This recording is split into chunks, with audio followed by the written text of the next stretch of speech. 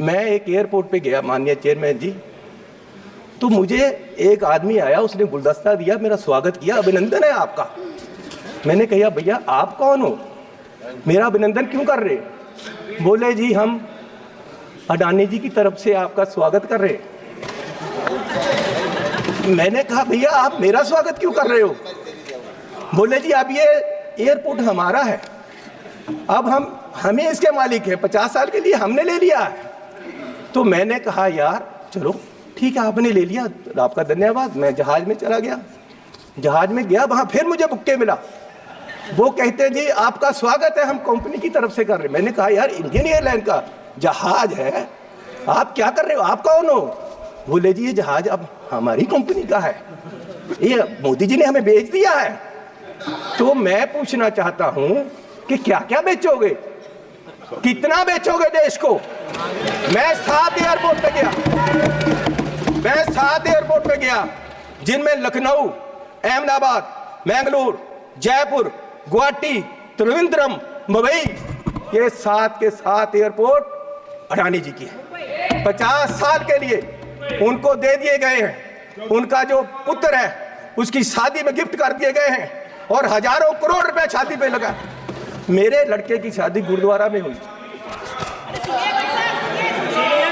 सुनो सुनो सुनो माननीय चेयरमैन जी, मेरे लड़के की शादी गुरुद्वारे में हुई।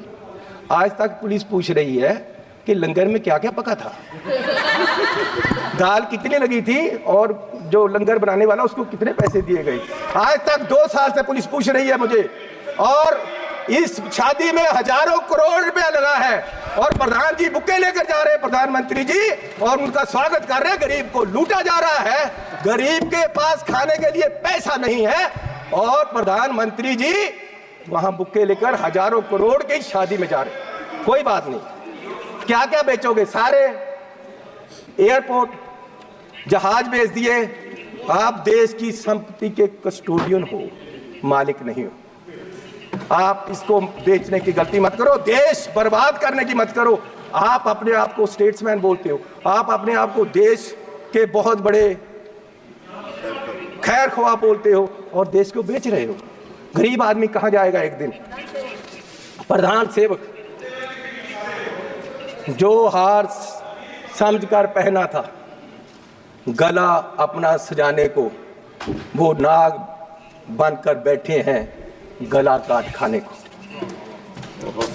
माननीय चेयरमैन जी, ईस्ट इंडिया कंपनी आई, उन्होंने पहले व्यापार पे कब्जा किया, ईस्ट इंडिया कंपनी ने, और व्यापार के माध्यम से देश की सतह पे कब्जा कर लिया। इनमें और अंग्रेजों में कोई फर्क नहीं, सिर्फ कलर का फर्क है।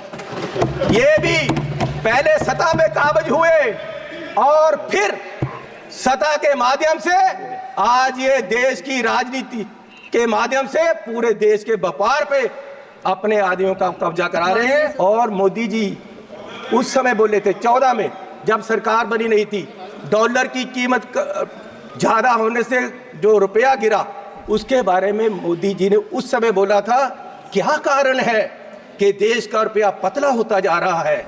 ये जवाब देना होगा आपको, देश जवाब मांग रहा है। समझ नहीं आ रहा प्रधानमंत्री जी गिर रहे हैं या रुपया गिर रहा है? कभी कभी तो लगता है कि रुपए की और सरकार के बीच कंपटीशन चल रहा है, कि सरकार ज्यादा गिर रही है या रुपया ज्यादा गिर रहा है। और मोदी जी ने कहा था, जिस देश का रुपया कमजोर होता है, उस देश की सरकार कमजोर होती है, उस देश का प्रधानमंत्री कमजोर होता है। मैं आज कहता हूं कि आज देश का रुपया कमजोर हो रहा है, आज देश की इकोनॉमी डूब रही है। क्या देश का रुपया कमजोर हो रहा है, या प्रधानमंत्री जी कमजोर हो गए हैं, या देश की सरकार कमजोर हो रही है? दूसरा, पेट्रोल की कीमतें। इन्होंने कहा, प्रधानमंत्री जी ने 2014 में, कि पेट्रोल की कीमतें बढ़ रही हैं और मनमोहन सिंह जी को कोई फर्क नहीं पड़ रहा, देश डूब रहा है। तो पिछले 10 सालों में पेट्रोल की कीमतें 23 रुपये बढ़ गई हैं।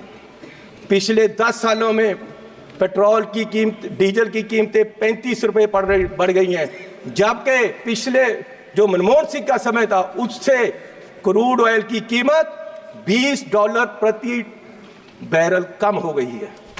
तो मैं पूछना चाहता हूं कि ये पेट्रोल बढ़ रहा है या आपकी कंपनियों की, आपके आमदनियों की आमदन बढ़ रही है? क्या बढ़ा रहे हो? किसको दे रहे हो देश का पैसा? कहां जा रहा है पैसा? गरीब लूटा जा रहा है।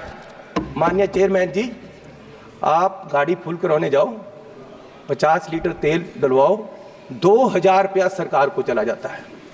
4 रुपये प्रति किलोमीटर हर व्यक्ति, देश का गरीब, सरकार को देता है चलने का। 1 किलोमीटर चलो 4 रुपये सरकार को गए, और सरकार 14 लाख करोड़ के घाटे में बैठी है। और फिर ये कहते हैं जी बजट में बहुत कुछ मिला।